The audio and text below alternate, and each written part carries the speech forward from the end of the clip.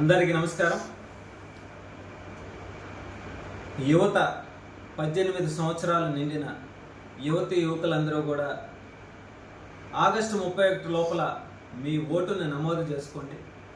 Vote అనేది మన హక్కు, మన బాధ్యత. రాబోయే భావి భారత పౌరులు మన గ్రామాలని, మన మండలాలని, మన జిల్లాని, మన నియోజకవర్గాన్ని, మన రాష్ట్రాన్ని అభివృద్ధి చేసుకునేదానికి మీ యొక్క ఓటు అనేది చాలా విలువైనది.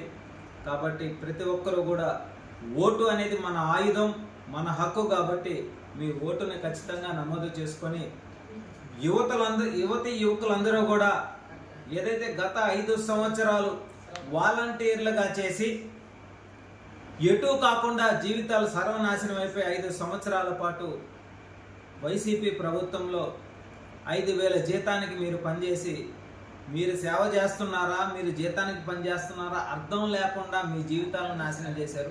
అటువంటి వాళ్ళందరికీ కూడా నేను ఒక్క పిలుపునిస్తున్నా.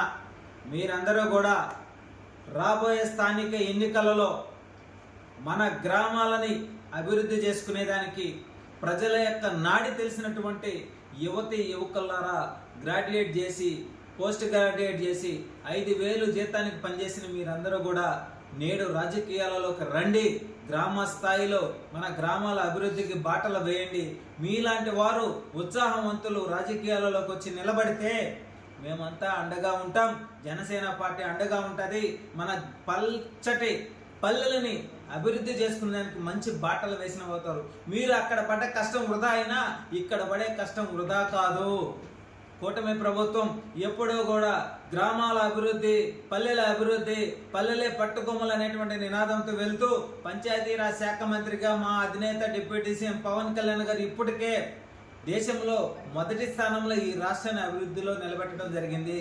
కాబట్టి మెరుగైనటువంటి ఉత్సాహమైనటువంటి యువకులందరూ కూడా మీరందరూ కూడా రాజకీయాలలోకి వచ్చి గ్రామ స్థాయిలో స్థానిక ఎన్నికలలో పోటీ చేసి కొత్త తరం యువత రూపాయి ఖర్చు లేకుండా, ఓటుకు నోటు లేకుండా గ్రామ స్థాయిలో మీ యొక్క వాక్చాతుర్యంతో, మీ కష్టంతో గ్రామాలలో గెలిచి రాబోయే రోజుల్లో మంచి పల్లెలని నిర్మించుకునేదానికి మీరందరూ కూడా అడుగులు ముందుకు వేయాలని చెప్పి మనస్ఫూర్తిగా పిలుపునిస్తూ 18 సంవత్సరాలు నిండిన యువత యువకులందరూ కూడా ఈ నెల 31 లోపల మీ ఓటుని నమోదు చేసుకోండి.